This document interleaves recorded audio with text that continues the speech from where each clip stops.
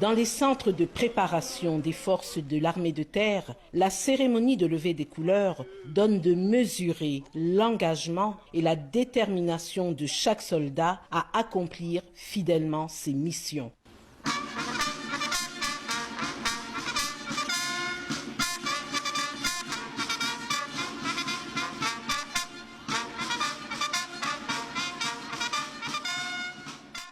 Marquons déjà une première halte à Bafoussam pour mieux connaître la brigade d'intervention rapide, en abrégé BRIR, basée dans cette ville. La BRIR compte en effet en son sein 3 formations d'élite capables de se projeter par air, terre et mer et surtout aptes à faire face à tout type de menaces, qu'elles soient internes ou externes. Il s'agit du bataillon blindé de reconnaissance de Douala, du bataillon spécial amphibie de Tiko et du bataillon des troupes aéroportées de Koutaba.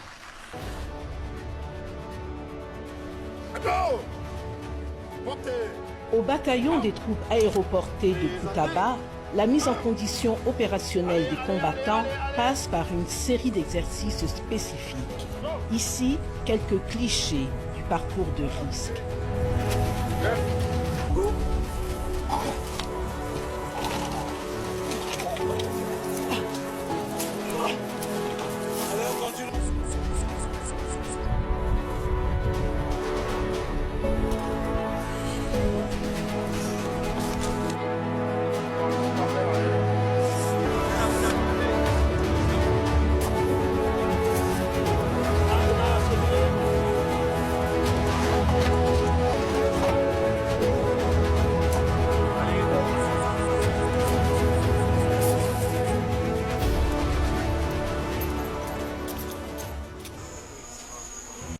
L'hélicordage constitue une autre démonstration de dextérité des jeunes commandos.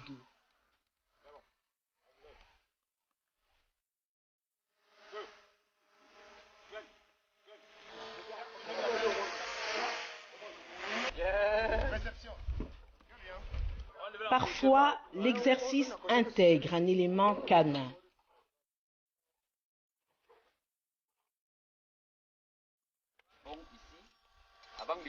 Le bataillon des troupes aéroportées, en abrégé BETAP, c'est surtout les commandos parachutistes qui subissent un entraînement adapté aux différentes situations. 21, 22, 23, c'est le temps mis pour que son parachute soit déployé. 22, 23. Ok. Il vérifie sa coupole. Tout est ok. À 150 mètres au-dessus, il va commencer à préparer la libération de sa gaine. Et il lâche. Ok.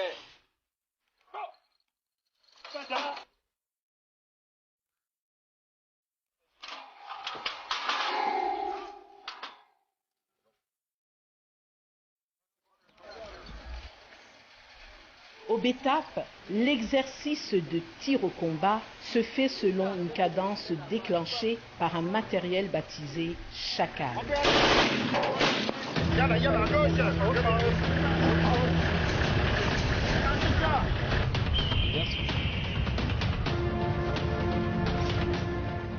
Le tir de roquette ouvre une autre phase parfaitement synchronisée.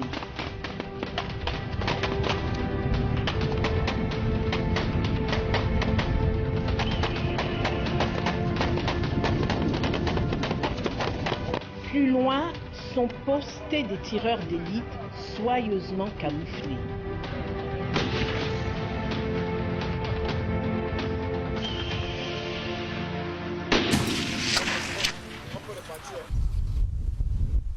Autre lieu, autre exigence de la formation des combattants de l'armée de terre, nous voici au centre d'entraînement et d'aguerrissement en zone forestière de Mocheboum, en abrégé CEAF, où la préparation du combattant compte plusieurs types d'exercices.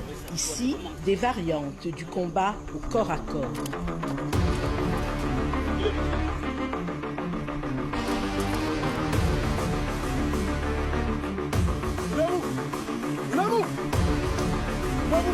Pas de mouvement, pousse. Pas de mouvement, pousse. Pas de mouvement, pousse.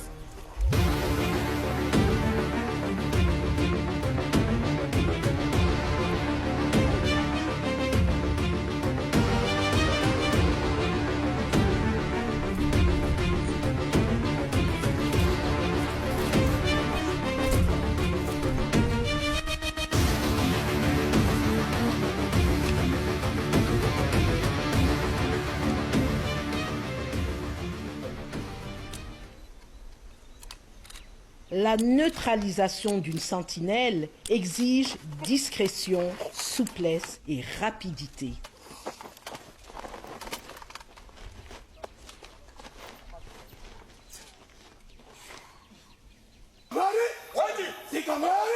Ailleurs, des combattants chargés d'une bille de bois doivent progresser à un rythme soutenu sur un terrain marécageux. C'est le parcours Alligator.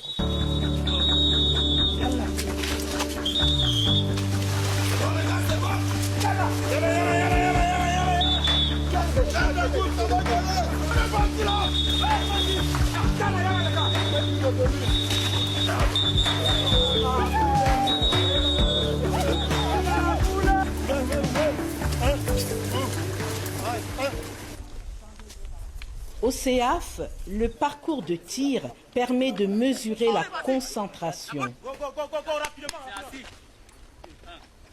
la rapidité, la précision du tir.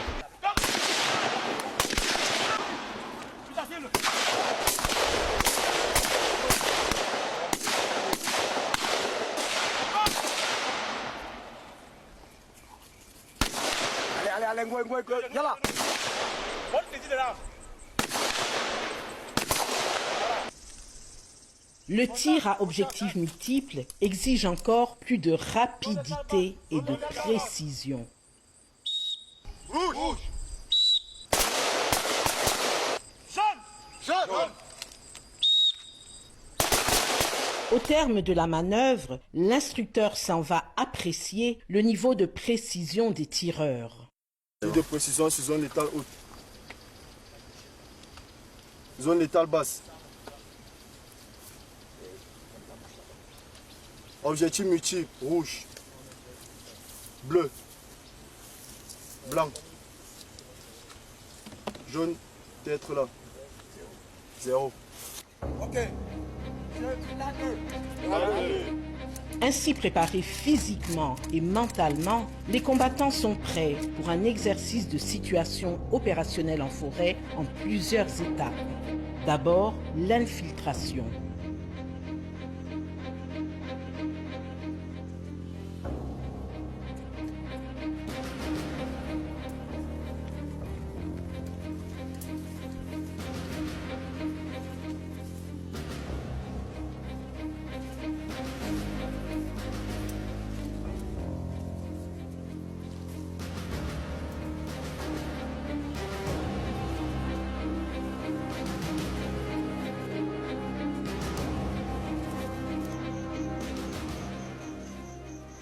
L'accrochage avec l'ennemi suit une cadence de tir bien programmée.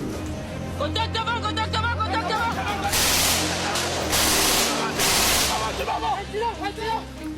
Vas-y.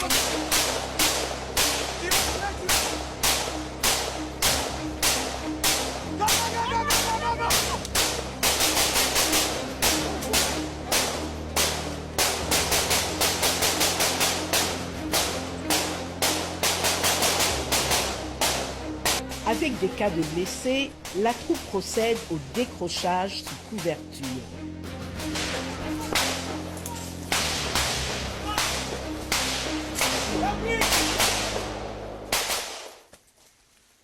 Il s'ensuit la phase de réorganisation où l'on vérifie la situation générale. El Poro, Timouane, 01 blessé, soldat de 2e classe Bomo, blessé à la jambe droite, avec hémorragie grave. Un garrot a été posé. Il est inconscient, mais respire. Demande d'évacuation. Il y a moins de 6 heures. La détection, l'inspection et le désamorçage des mines constituent un autre aspect important de la formation des combattants au CEAF. À la fin des manœuvres, le lieutenant-colonel Paul Issakiou, commandant le CEAF, apporte plus de précision sur la formation et la préparation des forces aux 10 centres. Vous avez assisté à certains exercices tout à l'heure. Il s'est agi de l'infiltration d'un groupe et lors de l'infiltration, l'itinéraire qu'ils ont emprunté est miné. Il y avait beaucoup de mines le long de cet itinéraire. Et vous avez vu les réactions du chef du groupe. Donc il est là, il est devant. Et dès qu'il identifie une mine, soit il valise et il alerte ses camarades. Et lorsqu'il constate que ces mines sont fréquentes, là, il est question de changer d'itinéraire parce que là, on sait que forcément, il y en aura encore d'autres et que ça ne vaut pas la peine de continuer de faire ces zones. Et vous avez fait l'objet d'un autre exercice qu'on vous a présenté et qui met en exergue un groupe qui effectuait encore l'infiltration en milieu forestier. Et pendant l'infiltration, ils ont été accrochés par l'ennemi. Et vous avez vu comment le chef de groupe a mis en œuvre toutes les techniques de combat en champ. Il a fixé, d'abord riposté, fixé l'ennemi, décroché, se réorganiser et puis replier. Et toutes ces techniques, il faut les maîtriser d'abord avant de pouvoir bien s'en sortir sur le terrain en cas de besoin. Pour l'exercice du jour, le déploiement des éléments du régiment d'artillerie sol-sol de Konsamba est une parfaite combinaison de solennité, de discipline et d'honneur.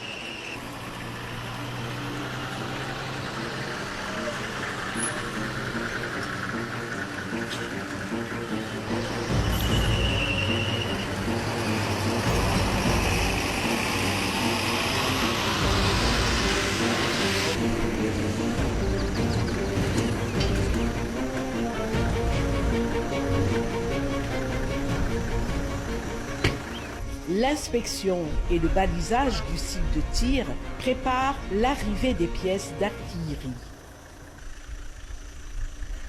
Au RAS, chaque tir d'artillerie est préparé avec une précision chirurgicale.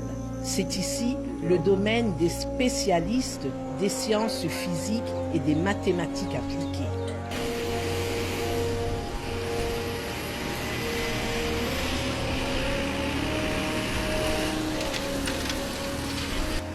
Nous sommes actuellement ici sur le terrain en train d'effectuer un exercice dans le cadre de nos entraînements au quotidien. Et nous sommes ici avec une batterie de cardom D qui est en train de faire un exercice de mise en batterie et d'occupation d'une position de tir. La mise en batterie d'un cardom se fait en 3 minutes. Nous avons la chance d'avoir une arme qui arme son mortier à demeure sur le véhicule. Et ce véhicule a les stabilisateurs qui permettent en 3 minutes de les sortir et de mettre la pièce en batterie. Et la sortie de batterie est idem. Et c'est pour cela que nous avons 3 servants sur cette pièce. Parce qu'il n'y a pas beaucoup à manœuvrer, la pièce est hydraulique automatique et ça facilite la mise en œuvre. Au bataillon blindé de reconnaissance, le BBR, basé à Douala, la formation est centrée sur les mises en condition opérationnelles, en abrégé MCO. On peut voir dans ce blindé des cavaliers en poste, dont une jeune fille, prêt pour un exercice. Copilote Batefou de l'engin numéro 3. Je suis le premier classant TSH. Je suis le pilote de l'engin numéro 3. Adjudant-chef Lama Célestin, chef d'engin blindé Amchidé. Pour produire des performances à la mesure des attentes du haut commandement, les cavaliers du BBR passent au préalable des stages de perfectionnement au niveau international. Le jeune soldat ou le jeune officier qui arrive au bataillon blindé, pour ce qui est de l'officier, dans un premier temps, il a fait sa formation initiale. Arrivé au bataillon, il devrait repartir faire un cours d'application blindée. Ces cours, nous les faisons soit en France, soit en Chine, soit aux États-Unis, soit en Égypte, soit en Inde. C'est ça qui fait même notre particularité. Nous avons un peu une doctrine blindée à la camerounaise, je pourrais dire. On peut alors voir des blindés se mettre en formation suivant des signaux manuels.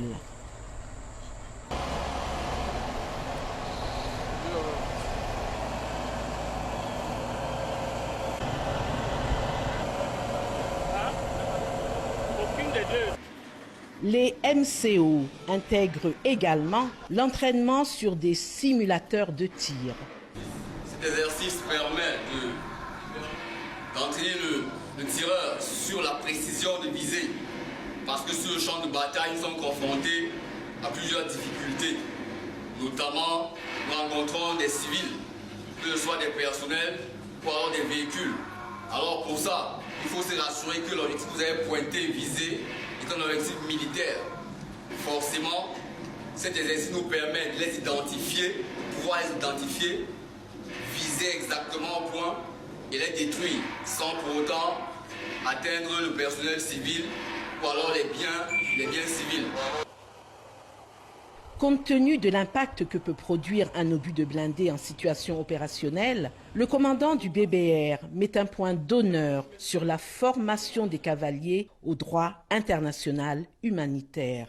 Comme vous le savez tous, notre pays, le Cameroun, est actuellement investi sur différents types de fronts. Nous allons parler de la notion du combattant.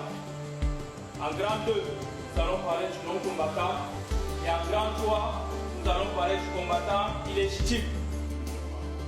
Par ailleurs, les combattants de l'armée de terre sont systématiquement formés sur le droit international humanitaire pour préserver et confirmer le caractère professionnel reconnu aux forces de défense nationale. Au BETAP, la formation des combattants au droit international humanitaire est une phase normale de la préparation des paracommandos. Vous savez que nous sommes très engagés en opération et nous devons respecter les règles du droit des conflits armés. Les enfants combattants doivent bénéficier d'un traitement particulier. Il faut aussi respecter la règle de la proportionnalité. Parce que si l'enfant vous menace avec le couteau et vous avez là, un enfant de 16 ans, vous avez là, je crois que vous pouvez quand même essayer avec toutes les techniques que vous connaissez de défense, de le chercher à le maîtriser. À EDA, base du régiment d'artillerie sol-air, les combattants sont formés sur l'utilisation efficace des moyens de combat high-tech. Ici, des unités d'artillerie sol-air commandées par un radar. Au Rassa, l'exercice de tir de missiles sol-air se fait chrono en main.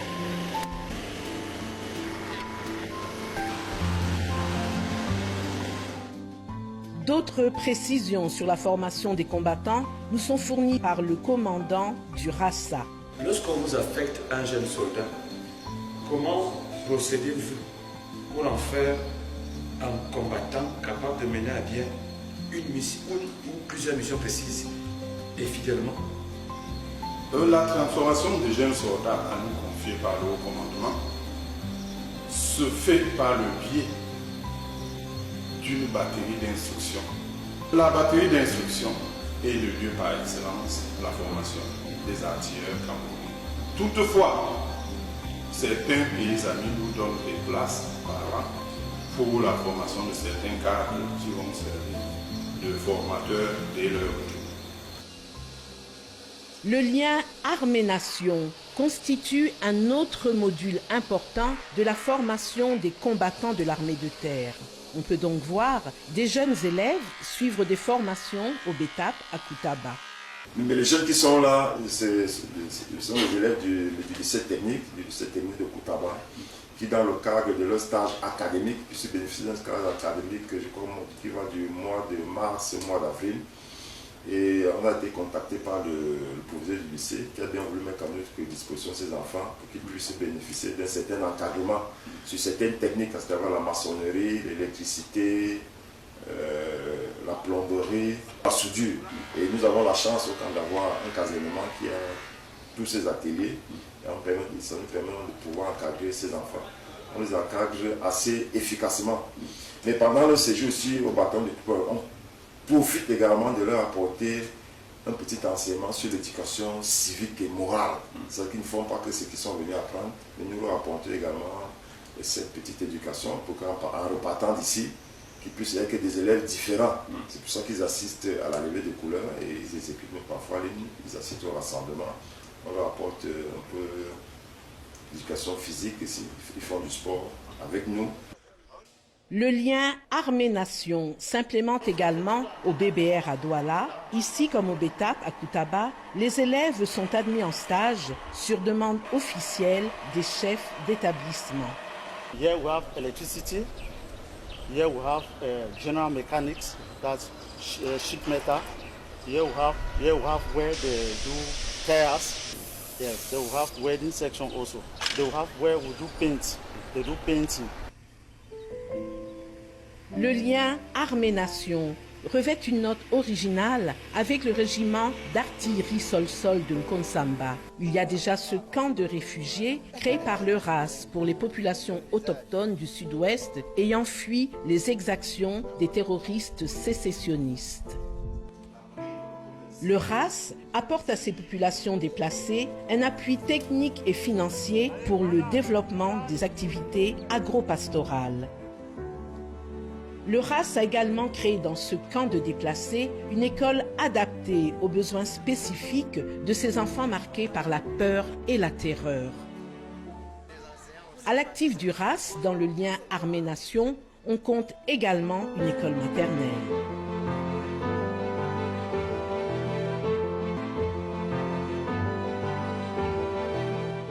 Sans oublier le centre social situé tout à côté. À Motcheboum comme à Koutaba, à Nkonsamba comme à Idéa et dans tous les autres centres d'entraînement et d'aguerrissement de l'armée de terre, des jeunes combattants des deux sexes s'adonnent chaque jour avec foi et discipline aux différents exercices qui leur sont proposés. Avec ces combattants, jeunes, fougueux, déterminés et prêts à servir, l'armée de terre sera toujours à l'avant-garde des opérations de sécurisation du territoire national.